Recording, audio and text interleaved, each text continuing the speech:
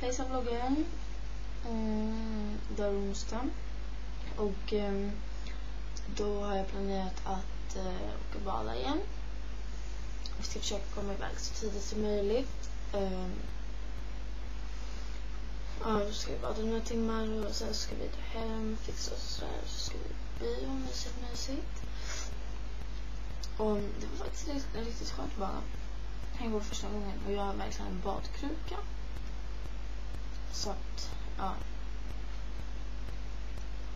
Idag ska mycket byta nummer. Hoppas det blir bra, gumman.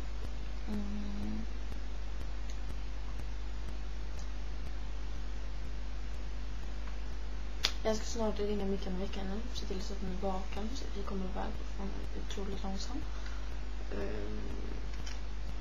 Jag ska käka lite frukost och sådär. Se min mamma kommer hem. Jag vet inte vakna. Hon har åkt i världen så jag är ensam hem med min hundar. Jag måste brösta mitt rum. Det ser färdigt ut.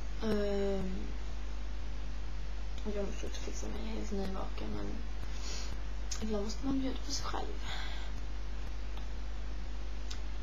Ja, jag har väl inte så jättemycket mer att säga. Jag orkar inte vlogga just nu. Så det får bli ett litet videoinlägg istället. Men bilder och allt kommer ikväll. Och ett inlägg kommer när jag går. Men det får så bra. Puss!